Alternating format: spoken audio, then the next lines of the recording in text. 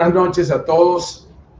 Estamos en presencia de la inauguración, la bendición que el Señor nos ha permitido tener. Por muchos meses hemos estado embarazados de este proyecto a través de YouTube. Por muchos meses, muchos comentarios, muchas personas cercanas a nuestro matrimonio, nuestra familia, han estado con ese deseo de que algo bueno va a salir de la casa de los George. Así como lo dijo, algo bueno podría salir de donde venía el Señor Jesucristo. De allí salió algo bueno y de aquí hoy sale algo bueno. En el nombre poderoso de Cristo Jesús, nosotros hemos creído que somos útiles en las manos del Señor Jesús cuando le hemos creído, además de que somos elementos para transformación de vida, de edificación de vidas. Este programa solamente tiene el objetivo primordial de edificar las vidas de los nuevos creyentes y edificar la vida de aquellos que por muchos años han estado caminando en el reino de los cielos, pero carecen de un patrimonio que le haya dejado sus antecesores o predecesores o maestros anteriores, porque se ha mudado de estado, se ha mudado de país, se ha mudado de lugar, y ese cambio de iglesia o de congregación no ha podido madurar lo que empezó el Señor en ellos. Pero a través de esta plataforma de YouTube, ustedes pueden semana a semana conectarse en vivo a esta hora, 7:30 de la noche, para que nosotros podamos ser parte fundamental. Cuando digo nosotros, es porque es un equipo que está alrededor de mí. Está mi hijo, está mi esposa y está otro colaborador. No obstante, el tema que vamos a tocar en estos tiempos va a ser acerca del Señor Jesús, única y exclusivamente del Señor Jesús. Querido hermano, querido amigo, que hoy me está viendo a través de esta plataforma de YouTube, nosotros no podemos tener fe ni desarrollar esperanza en el Señor Jesucristo ni en Dios si no lo conocemos.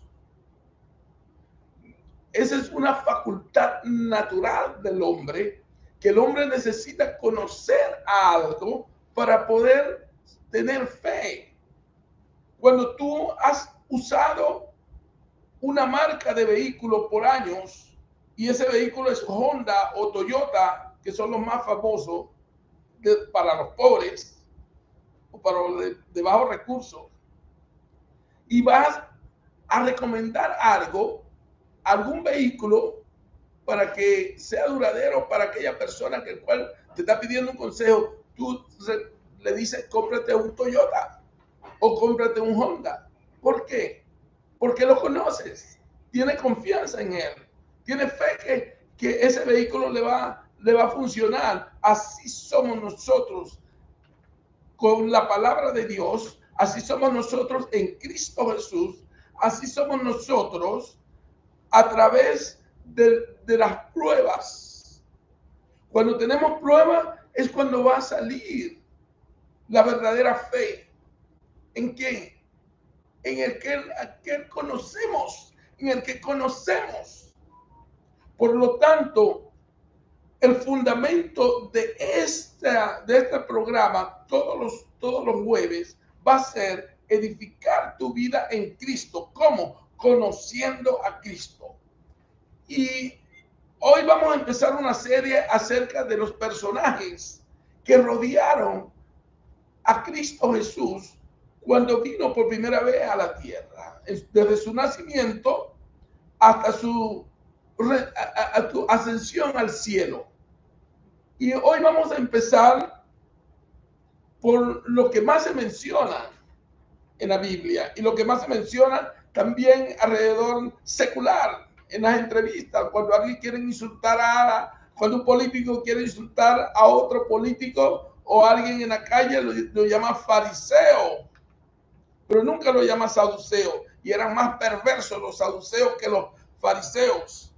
Entonces vamos a estar estudiando cada uno de estos personajes para que tú como nuevo creyente sepas de quién habla la Biblia o a quién se refiere el pastor, el apóstol, el profeta, el que esté predicando o enseñando. Vamos a estudiar quién eran los fariseos, quién eran los saduceos, quién eran los escribas, quiénes eran los esenios, quiénes fueron los Herodes, quién fue Poncio Pilato, quiénes eran los herodianos, quiénes eran los publicanos, quiénes eran los celotes, quiénes eran el imperio romano, cómo funcionaba en las provincias, en los países, en las naciones que ellos habían conquistado, cuál era el carácter político y fundamentalmente cómo manejaba el imperio romano esas naciones que conquistaba. Y nos vamos a concentrar en Jerusalén o en Israel.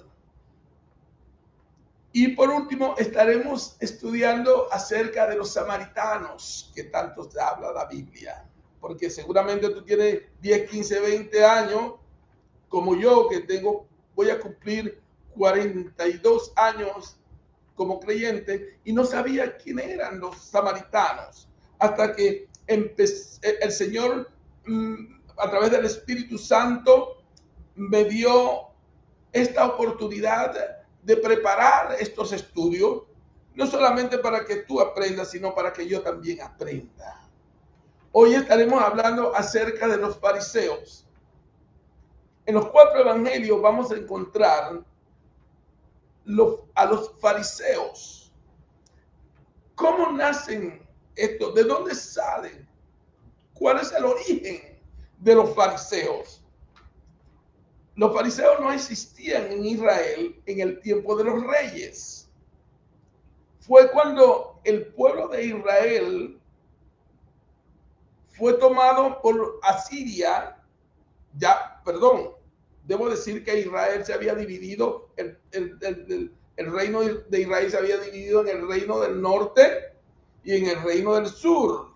En el reino del norte, estaba 2 tribus y media prácticamente, y en el reino del sur daba 10 tribus. Entonces, ya se había llevado a Israel, que era el que su capital era Samaria, se lo habían llevado los asirios. No obstante, solamente quedaba el reino de Judea, que su capital era Jerusalén.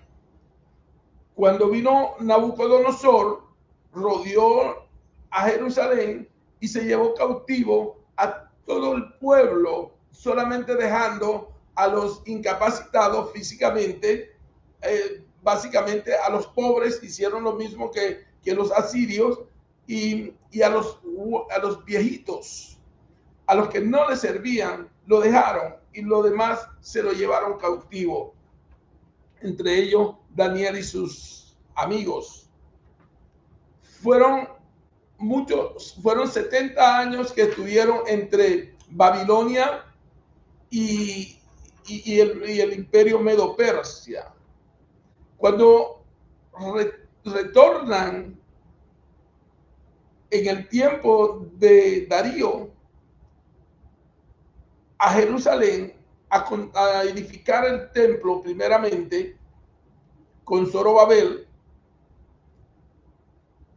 allí ya se había formado en el exilio un grupo de religiosos, un grupo que salió de los escribas, fundamentalmente su papel protagónico era cuidar con celo que la ley de Moisés no fuera borrada de la mente y de los corazones del pueblo que estaba en cautiverio. Cuando regresa, no solamente el primer grupo que vino a edificar el templo, sino que vino otro grupo posteriormente a edificar la muralla. No estamos estudiando ese punto ahora, sino simplemente de dónde vienen los fariseos. Y ya estando en Israel, se empezó la edificación de las murallas y se terminó la edificación de la muralla. No vamos a tocar el tema, sino básicamente lo que estamos hablando es cómo se multiplican estos fariseos y qué argumento o qué funciones tienen ellos que fueron y son trascendentales hasta el día de hoy para que los judíos no acepten al Mesías, para que los judíos, el pueblo hebraico, no acepte a Cristo Jesús como el Mesías, el cual había sido prometido por Dios desde el Génesis, pasando por todos los libros del Antiguo Testamento, hasta llegar allí a ese momento de su advenimiento como el Verbo encarnado. Entonces los fariseos cambiaron la ley de Moisés en muchos aspectos. Y estos aspectos tienen que ver con imponer leyes de hombre por encima de la ley de Moisés. Algo que era inllevable, incumplible por el pueblo. No lo podían cumplir. Había cierto dominio de la masa por el celo que yo expresaba, tanto que es así que el apóstol Pablo fue uno de ellos. Y lo dice en Filipenses, hebreo de hebreo en cuanto a la ley, fariseo, celoso de la ley. Por lo tanto, ellos tenían un dominio religioso y ese dominio era dominio sobre la masa, el cual le era funcional a los conquistadores romanos, al imperio. Pero a su vez, había otro grupo al cual también vamos a hablar hoy. Estaba el de los saduceos. Este grupo era básicamente el encargado de administrar el templo.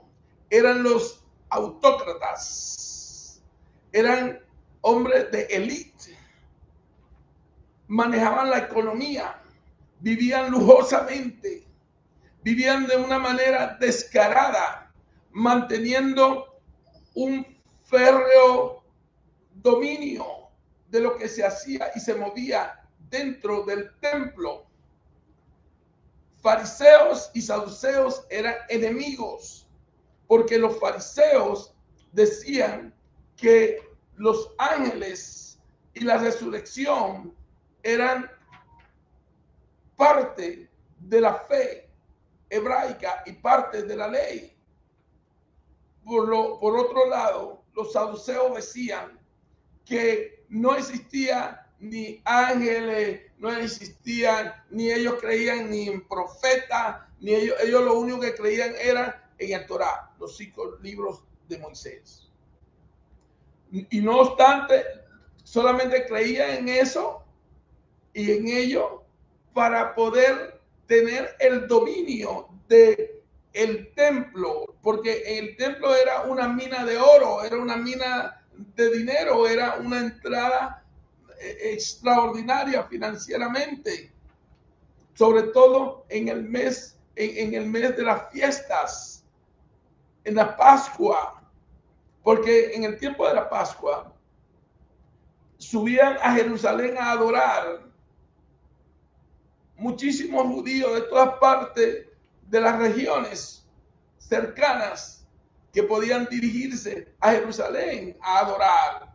Y entonces tenían que comprar los animales para el sacrificio. Y ahí es donde nosotros podemos recoger el por qué el Señor Jesús entró de una manera furiosa al templo y derramó las monedas de los cambistas y tiró la moneda, los platos al suelo y liberó a los animales. Hubo una gran pérdida para ellos. Y eso fue uno de los elementos que empezó a sellar la alianza entre saduceos y fariseos y también los herodianos, los cuales por ahora no lo voy a tocar, porque antes de hablar de los herodianos, tengo que hablar acerca de los Herodes primero.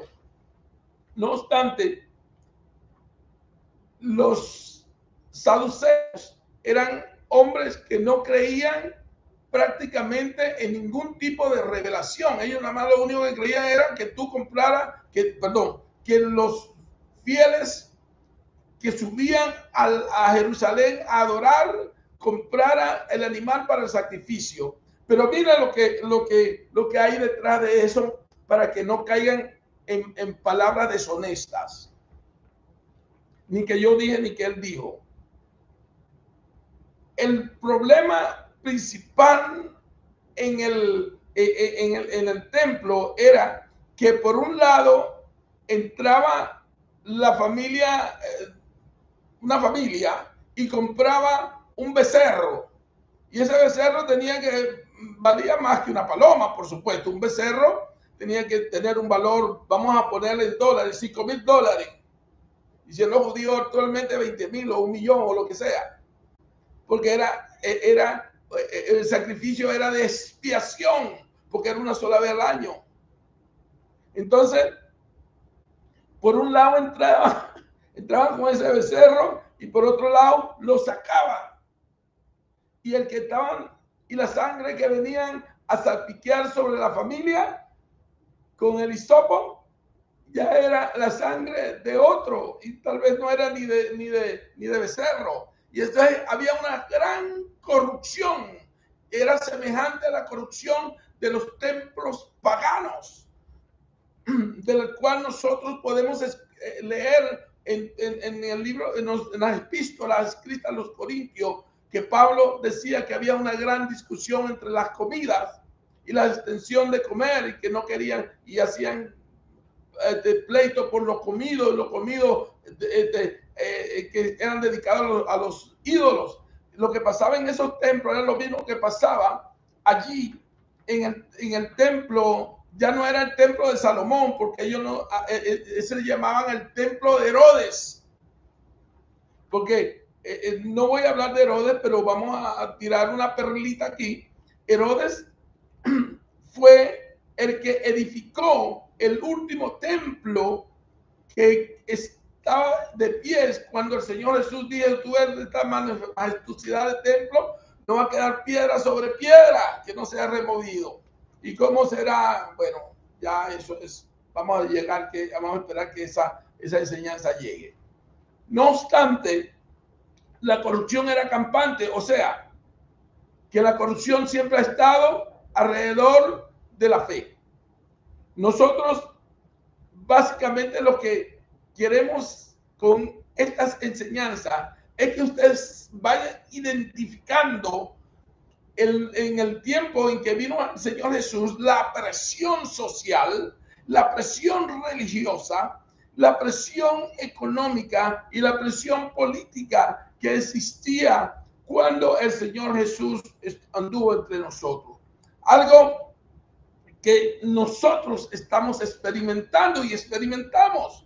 Hay una presión por todos los lados. Hoy no se llama saduceos o tienen otros nombres. Los escribas. ¿Quiénes eran los escribas?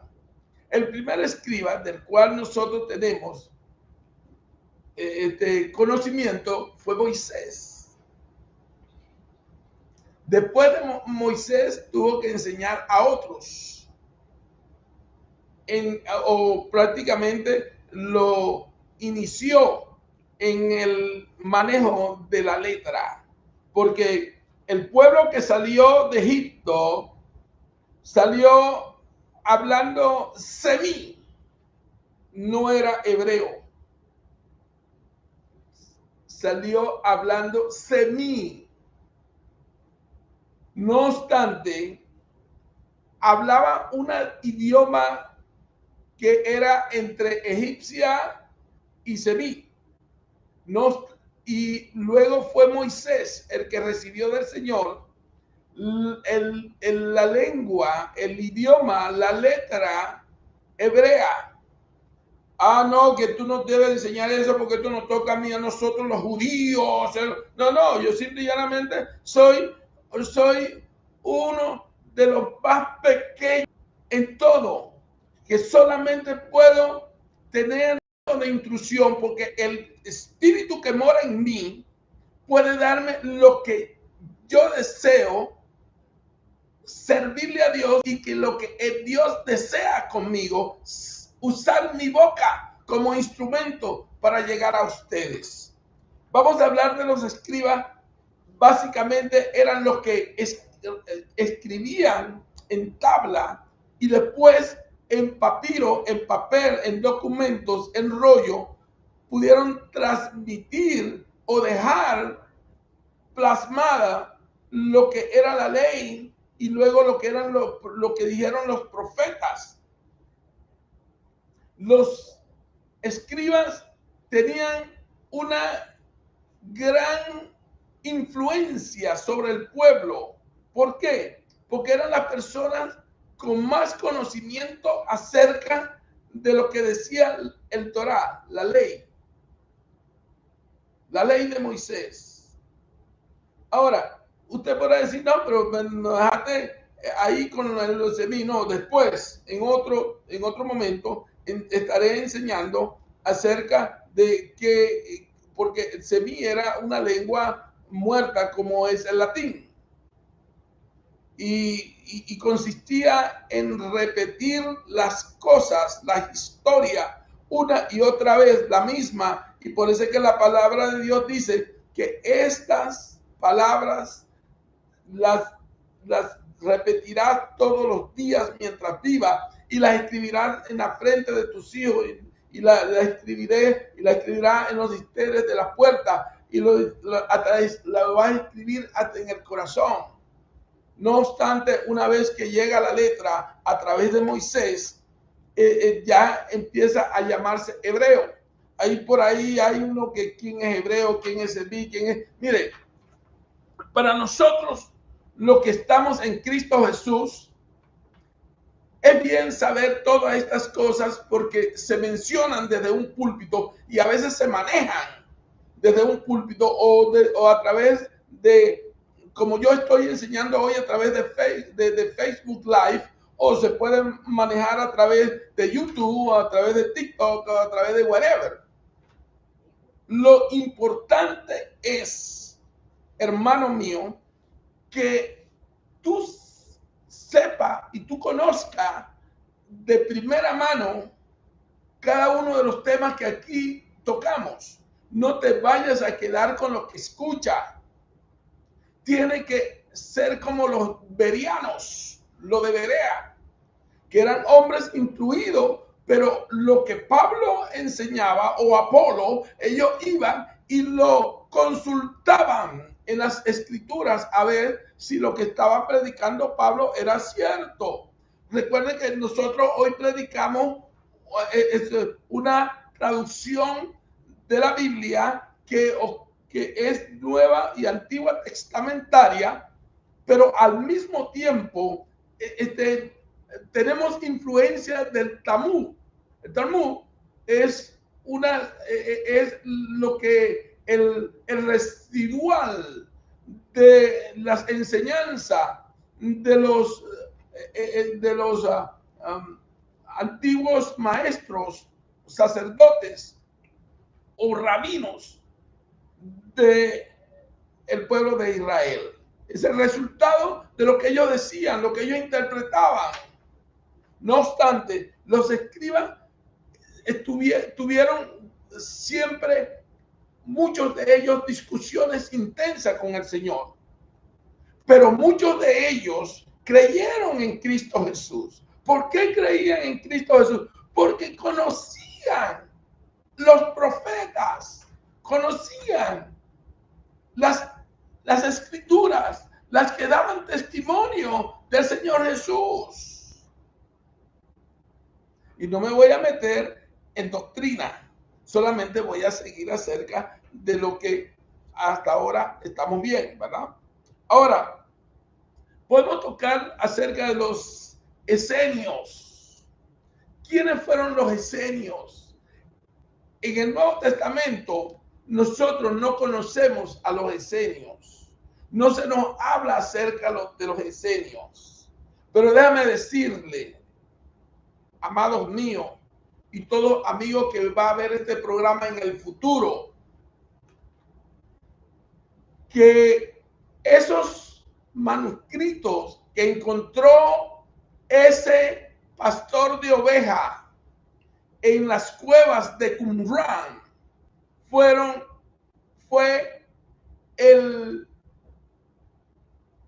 la herencia que nos dejó estos esenios.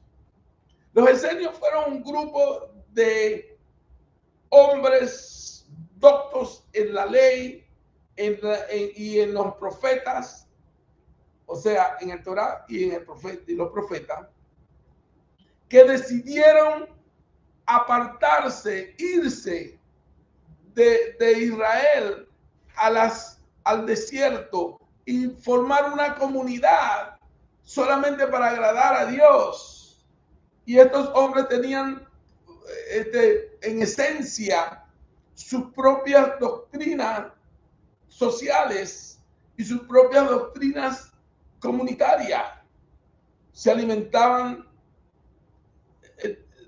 del kosher food, tenían todo un estilo de vida como lo había mencionado el Señor a través de Moisés en la ley y en los profetas. A ellos también lo eliminaron, a ellos también los extinguieron, a ellos también lo mataron el dominio del Imperio Romano, cuando vino el general Tito y acabó, barrió. Los esenios eran un pueblo apartado para mantener la riqueza y la virtud, la esencia de lo que es la santidad del hombre de Dios. Con esto no estoy diciendo, querido amado, que usted debe tomar una decisión draconiana de no hablar ni comunicarse con nadie porque el mundo está pervertido. No. El Señor Jesús te dijo claramente a ti y a mí que en el mundo vamos a estar, vamos a tener aflicción en el sistema, en las comunidades, en el universo, póngalo como usted quiera. Vamos a tener dificultades, pero que no vamos a temer, porque el que maneja el mundo, Cristo lo venció en la cruz del Calvario. No tenemos que tomar decisiones draconianas y decir, no, me voy a ir a una montaña, porque tarde o temprano vas a fracasar, porque ese no es el plan de Dios. El plan de Dios es que tú vivas entre la sociedad, te muevas entre la sociedad y modele dentro de la sociedad. ¿Modele a quién? Modele a Cristo. Que la gente pueda ver a Cristo en ti. Que la gente pueda ver el mover del Espíritu en ti. Que los dones espirituales se muevan en ti. Que pueda operar en los dones. Sanando gente. Poniendo las manos sobre los enfermos. Diciendo las cosas que le han sido ocultas al hombre. Queridos amados, muchas gracias. Hemos llegado hoy a la conclusión de este primer programa. Este ha sido el programa número 1. Bendiciones. Y suscríbase, dele un like. Necesitamos que este programa, que este canal siga hacia adelante. Yo no voy a estar como otro pidiendo, ay, suscríbase. No, no, no. Esto es la palabra de Dios. Y si a usted le parece que hemos tenido un buen día hoy, que hemos tenido un refrigerio espiritual, déjenmelo en su comentario. Después lo voy a leer. Tengo que admitir que no soy un doctor en los medios y tampoco en la tecnología, pero Dios nos va a bendecir grandemente. El Señor le bendiga grandemente. Hasta el próximo jueves.